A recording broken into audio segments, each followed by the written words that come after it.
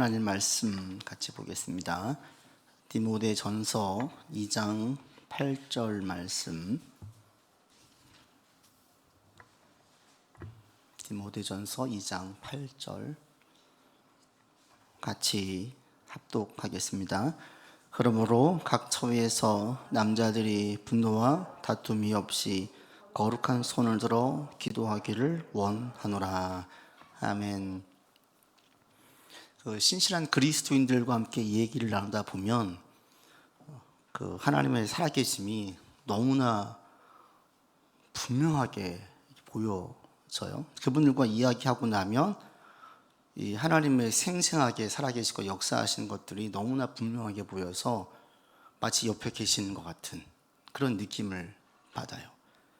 근데 신실한 그리스도인들, 그런 고백을 하는 분들, 하나님의 살아계심을 너무 분명하게 이야기하시는 분들의 공통점이 있죠. 많은 기도 응답이 있어요. 자기 안에.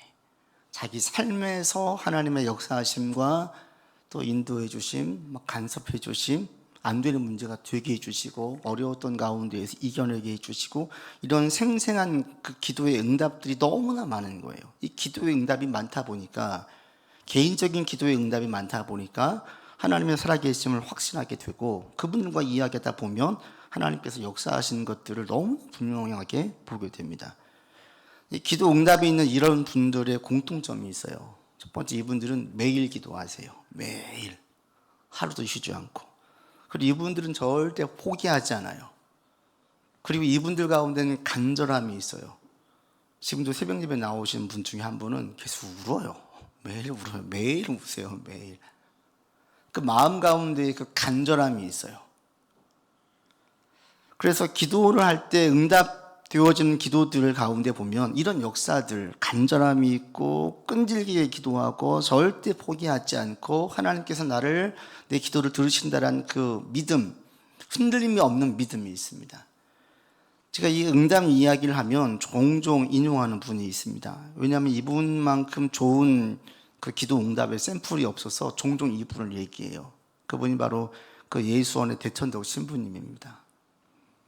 이분이 처음에 한국에 건너와 사역하기 전에 대학을 졸업할 때쯤 하나님께 기도했어요. 하나님, 저의 진로를 놓고 주님께 기도드리겠습니다. 앞으로 몇 달간 기도를 드릴 건데 하나님께서 여기에 분명한 사인을 보여주시면 제가 순종하겠지만, 보여주시지 않으면 제가 그냥 제 대학 전공을 살려가지고 저의 일을 하겠습니다. 이렇게 기도를 드리고 나갔던 겁니다.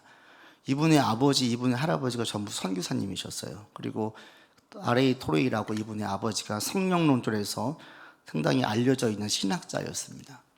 이분이 대학 졸업을 할 때 자기도 아버지처럼 선교사로 갈 것인가, 아니면 자기 대학 전공 살려가지고 그냥 거기서 생활할 것인가 놓고 기도를 드린 거예요. 매일매일 기도를 드리고 성경을 읽는데 처음엔 전혀 자기하고 상관이 없더래요. 몇 주 지나니까 하나가 눈에 들어오더래요. 또 몇 주 지나니까 한 구절이 또 눈에 들어오더래요. 얼마 지나니까 이런 횟수들이, 들어오는 횟수들이 잦아지면서 나중에는 매일 들어오더래요. 매일. 그래서 그분이 순종하고 와서 우리 한국 기독교의 영성에 큰 영향을 끼쳤습니다. 이분이 기도 응답에 있었던 좋은 방법이 뭐냐면, 제가 볼 땐 두 가지가 이분에게 있었어요. 첫 번째, 이분은 기도 응답을 위해서 짧은 시간 기도하지 않았어요. 하나님께 며칠, 몇 주만 기도한 게 아니라 몇 달 동안 기도했습니다. 또 한 가지, 이분은 기도할 때 자기 목표를 놓고 이것을 달성하기 위해서 기도하지 않았어요. 열린 마음으로 기도했어요. 하나님, A와 B가 있는데 어떤 게 주님의 뜻입니까? 주님께 묻는 기도를 드렸어요. 그 가운데 응답을 받은 겁니다.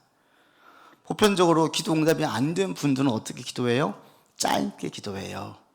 짧은 시간 기도하다가 안 되니까 그냥 관둬요. 또 어떤 기도를 드립니까? 보통 자기 목적을 달성하기 위해서 기도를 해요. 하나님, 이거 해주세요. 이걸 놓고 기도를 해요. 그걸 놓고 짧은 시간 기도하다가 응답이 없거나 결과가 안 좋아지면 실망해요.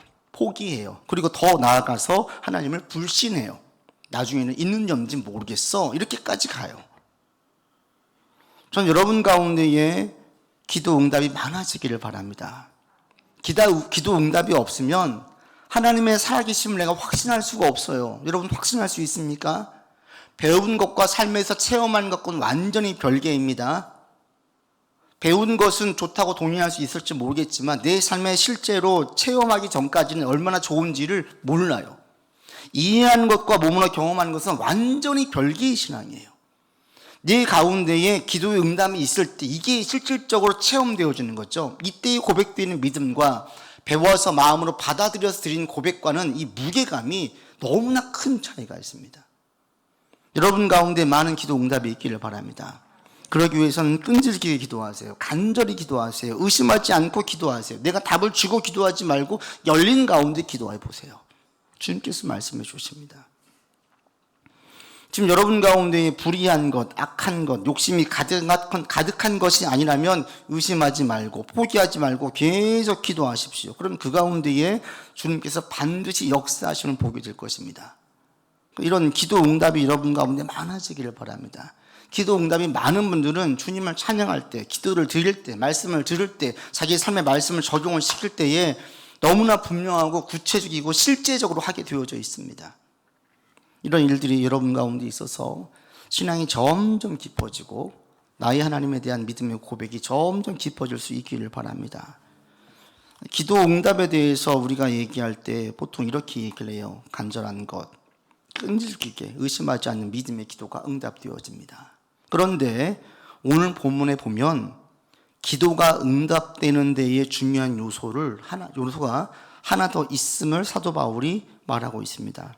여러분 8절 다시 읽겠습니다. 그러므로 각 처에서 남자들이 분노와 다툼이 없이 거룩한 손을 들어 기도하기를 원한다. 기도할 때에 어떻게 기도하라고 이야기하고 있습니까? 분노와 다툼이 없는 거룩한 손을 들어 기도하라고 이야기하고 있어요. 여기서 우리가 주목할 것은 손을 드는 건 아닙니다. 유대인들은 지금도 기도할 때 보편적으로 서서 기도하거나 손을 들고 기도하고 예루살렘 통곡의 벽에 가보면 손을 벽에다 대고 기도해요. 지금도 유대인들은 그렇게 기도해요. 손을 들어 기도했다는 것은 뭐냐면 우리로 말하면 손을 모으고 기도하거나 손에 깍지를 끼고 기도하거나 우리가 생각할 때 좀 경건한 자세, 우리 마음이 주님께 모여질 수 있는 그런 자세, 이 자세면 돼요. 여기서 주목할 것은 뭐냐면 8절에 보시면 분노와 다툼이 없는 거룩한 손이에요. 여기서 가장 중요한 건 분노와 다툼이에요. 분노는 화를 내는 겁니다. 다툼은 누군가와 싸우는 거지요. 안에서 분노하거나 누군가의 싸움이 없는 가운데에서 기도하는 게 거룩한 기도고 이런 기도가 응답이 된다는 거예요. 우리 기도할 때 끈질기게 간절히 믿음으로만 드리면 되는 거라고 생각을 했는데 사도 바울은 한 개 더 붙이는 거죠. 기도할 때 분노와 다툼이 없는 기도를 드려라. 그 기도가 응답되어진다. 바꿔 말하면 우리 가운데 분노가 있고 다툼이 계속 있으면 응답이 안 되고 막힌다라는 거예요. 이것은 사실은 개인보다는 공동체에 준 말씀입니다. 당시 이방인과 유대인의 관계가 좋지 않은 경우가 종종 있었어요. 이 당시 지금도 마찬가지인데 당시에도 유대인들은 선민 사상이 가득했어요. 우리는 하나님께 택함 받은 우월한 민족이야. 다른 민족들과는 달라. 이 우월성이 그들로 하여금 다른 민족의 배타성이게 했어요. 받아들이지 못하는 거예요. 같이 어울리지 못하는 거예요. 그러다 보니까 예수를 믿은 다음에도 이방인들을 자기 형제로 받아들이는데 어려움이 있었어요. 이게 얼마나 심했냐면 갈라디아서에 보면 바울이 베드로를 책망했다고 나옵니다. 베드로가 이방인들과 거기 있는 갈라디아 지역의 이방인들과 식사하다가 예루살렘에서 유대인들이 온다는 이야기를 듣고 그 자리를 피해요. 그들이 왔을 때에 어떤 시rum을 잡히거나 무엇인가 말을 들을까 두려웠는지 그 자리를 피하는 거예요. 그래서 나중에 바울이 그 베드로를 질타하는 거죠. 당신은 지금 예수의 보혈로 깨끗게 된 이방인들을 가치를 훼손하고 십자가의 가치를 무시했다. 그래서 오히려 베드로를 책망한 걸 볼 수가 있습니다. 근데 바꿔서 보면 어떤 걸 알 수 있어요? 유대인들이 이방인과 식사하는 것이 대단한 용기가 필요한 거예요. 다른 유대인들에게 욕을 먹을 수도 있다는 거예요. 큰 부담감을 가지고 이방인과 어울려야만 했습니다. 이 예루살렘 교회 내에서도 그런 문제가 있었습니다. 과부들을 구제할 때에 히브리파 유대 과부들과 헬라파 과부들에 대한 차별이 있었어요. 히브리파 과부라면 정통 유대인을 말하는 거예요. 헬라파 과부라면 비정통 유대인인 거예요. 정통 유대인들을 더 구제하는 데 도와주도 힘을 썼다라는 거죠.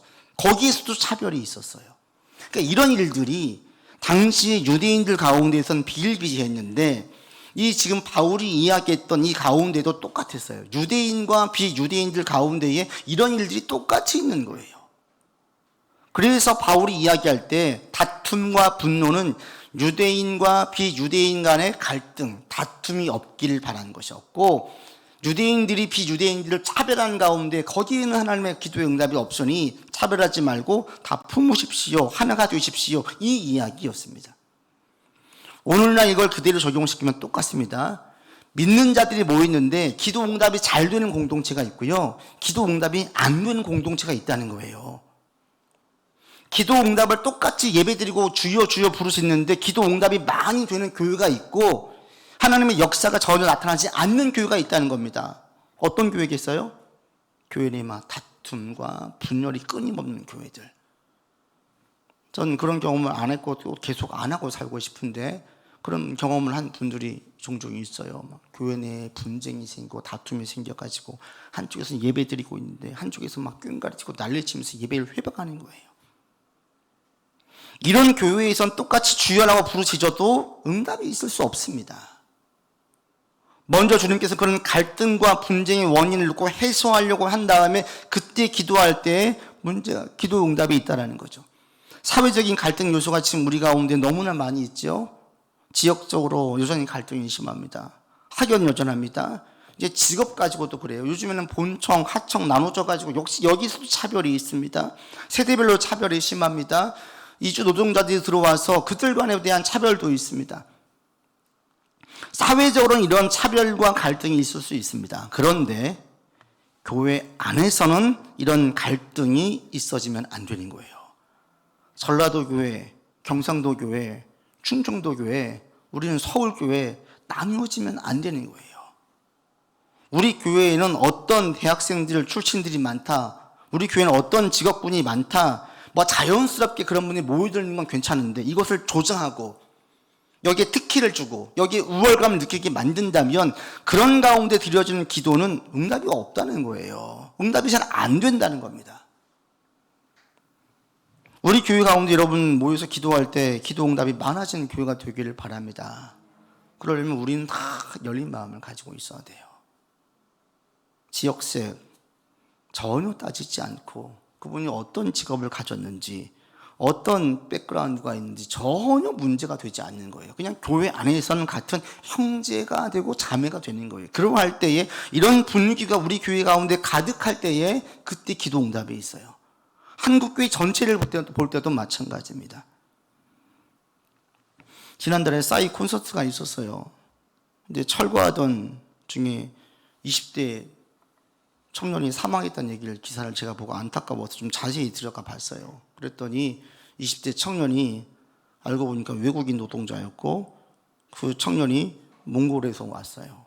더 안타까웠어요. 그 멀리서 여기서까지 와서 돈을 벌려고 왔는데 그 소식을 들은 그 부모의 마음이 어떨까? 20대 그 청년이 너무 안타까웠어요.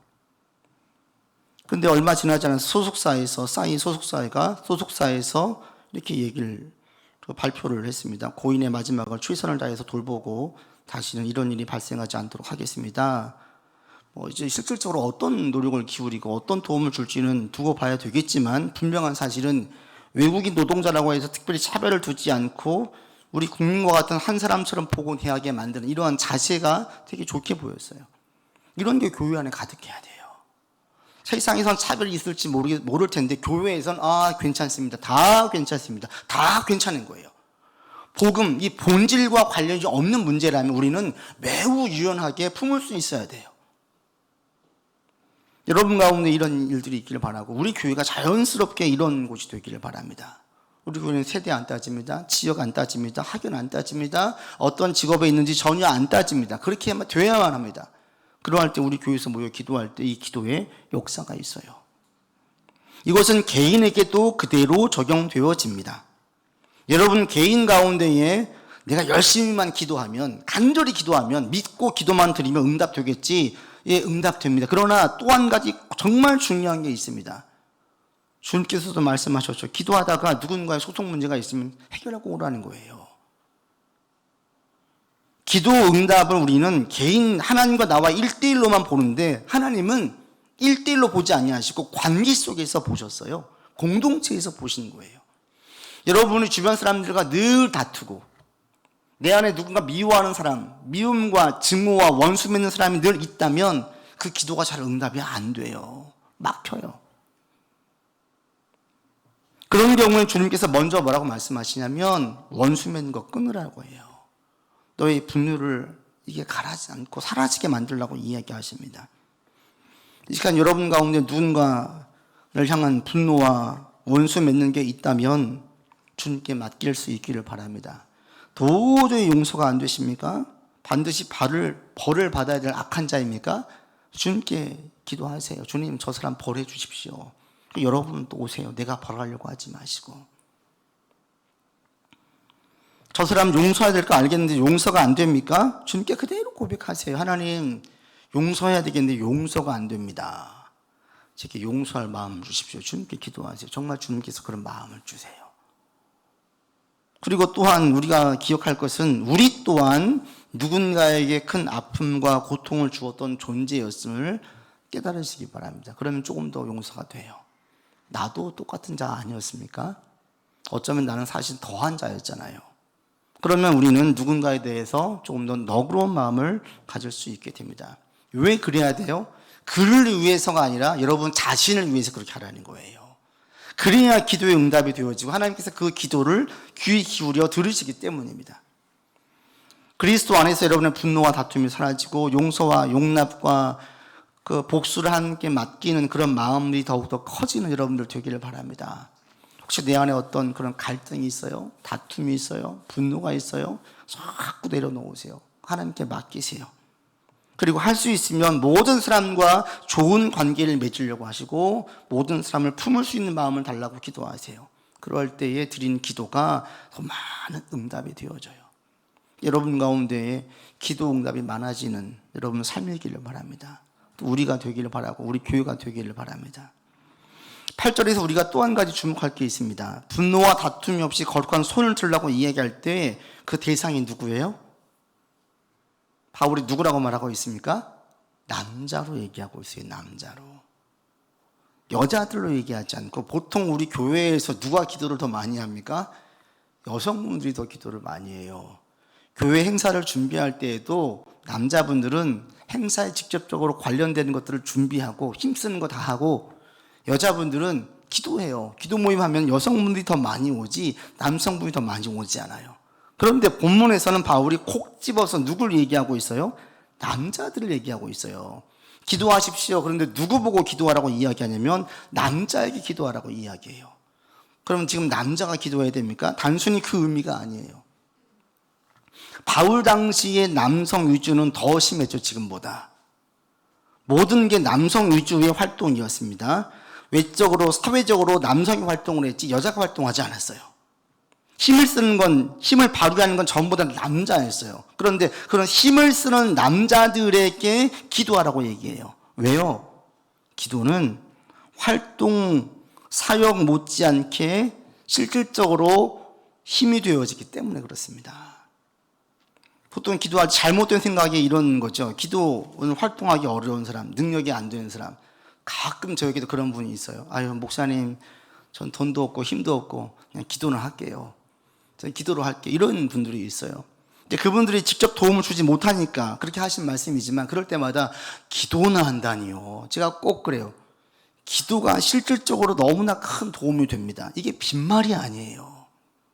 기도 자체가 힘이에요. 사도 바울은 이것을 너무나 많이 경험했기 때문에 힘을 쓰는 남자들, 실질적으로 능력이 있는, 사회적으로 능력이 있는 남자들에게 너희가 지금 힘쓸 게 뭐냐? 기도라는 거예요.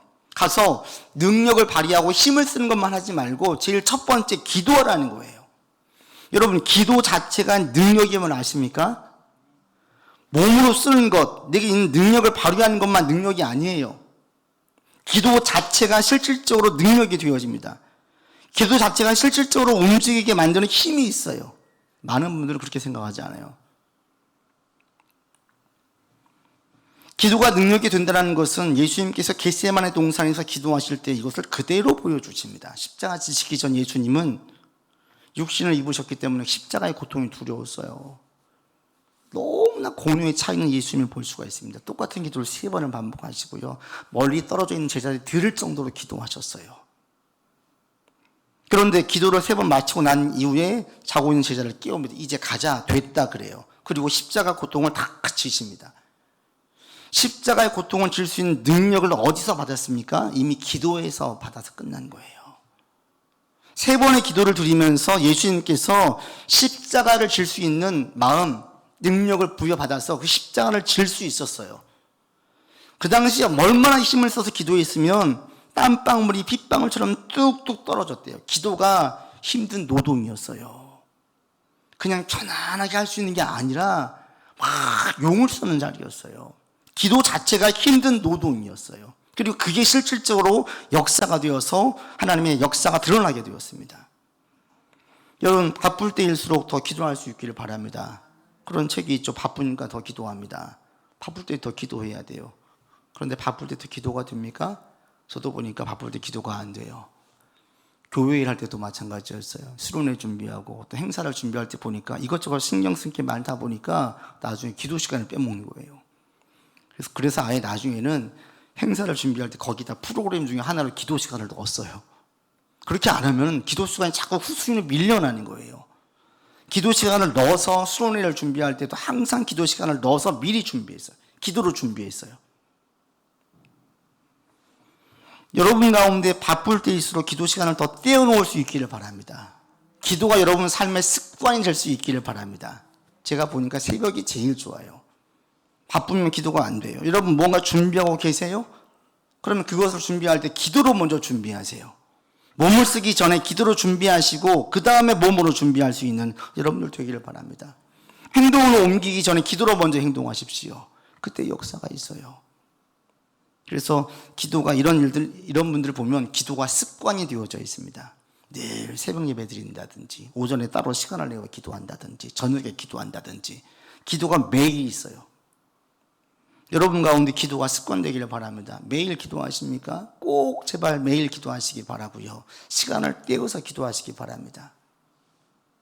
저는 목사님 시간 떼지 않고 늘 자유롭게 깨어서 기도합니다. 저도 그렇게 해봤는데 오히려 나중에 보니까 기도 시간이 줄어들어요. 기도 안 해요. 시간을 떼어서 기도하는 게 너무 필요하고 절대로 필요합니다. 시간 떼어서 기도하시고 그 이후에 자유시간에 수시로 기도하세요. 그때 역사가 있어요. 하나님의 역사를 보길 원한다면, 하나님의 능력을 보길 원한다면 몸으로 막 뛰면서 동분서주하지 마시고 그 전에 기도로 힘을 쓸 수 있기를 바랍니다. 매일 깨어서 30분씩 그 이상씩 기도하는 시간을 가져보십시오. 일주일, 2주일이 아니라 한 달, 2달, 6개월 이상 가져보십시오. 반드시 주님의 역사를 보게 되어집니다. 어떤 문제가 있습니까? 답답합니까? 기도하십시오. 하나님의 살아계심을 잘 모르겠습니까? 기도하십시오. 하나님의 역사를 정말 보기를 원합니까? 기도하십시오. 쉬지 말고 기도하십시오. 바울처럼 예수님도 시간을 떼어서 구체적으로 기도했어요. 제자들 가운데 예수님께서 계시는 곳을 어디인 줄 알고 있었어요. 예수님은 습관을 쫓아서 감람산에서 기도하셨어요. 제자들이 묻는 거, 예수님 어디 계셔? 예수님 저기 감람산에 가봐 기도하고 계시겠지. 이게 습관이었어요. 예수님 하면 떠오르는 특징이 뭐냐? 개인으로 계실 때 기도하시는 것이었습니다. 여러분 삶에 기도의 시간들이 점점 많아지기를 바랍니다. 고민하는 시간, 생각하는 시간 많이 가지지 마시고 기도하는 시간을 많이 가져보세요. 하나님의 역사를 보게 되어져요. 말씀을 맺습니다. 여러분 기도의 사람이 되기를 바랍니다. 끈질기게 인내하면서 의심하지 말고 기도하세요. 하나 덧붙여서 주변 사람들과 좋은 관계를 맺도록 힘을 쓰십시오. 할 수 있으면 담을 쌓아서 분리하지 마시고 복음에 관련된 것이 아니라면 더 품을 수 있는 여러분들 되기를 바랍니다. 내 가운데 다툼, 분노가 있다면 나를 위해서 내려놓으세요. 그 가운데 주님의 기도와 응답이 있습니다. 기도하겠습니다. 아버지 하나님, 우리가 깨어 기도하기를 원하고 우리의 삶에 하나님의 역사를 보면서 살기를 원합니다. 아버지의 역사는 우리가 의심하지 않고 믿음 가운데 끈질기게 기도할 때 있습니다. 그런데 여기에서만 그치지 아니하고 분노와 다툼이 없는 가운데에 드리는 기도가 응답이 있음을 다시 한번 보게 되어집니다. 우리의 삶에 다툼과 분노가 일지 않게 하여 주시옵소서. 가는 곳마다 분쟁을 일으키고 다툼을 일으키고 분노를 일으키는 자가 아니라 분노가 사라지고 화해하게 되어지고 막혔던 담들이 무너지는 역사를 일으키는 자가 되게 하여 주시옵소서. 우리를 통해서 하나님의 능력과 역사가 나타나기를 원하오니 하나님, 우리가 좋은 관계를 맺는 자 되게 도와주시고 사회에서 조장하고 있는 갈등들이 우리 안에 들어오지 않냐도록 역사하여 주옵소서. 하나님, 우리가 기도의 사람 되어지기를 원합니다. 수시로 깨어 기도하기를 원합니다. 시간을 떼어 기도하기를 원합니다. 구체적으로 기도하기를 원합니다.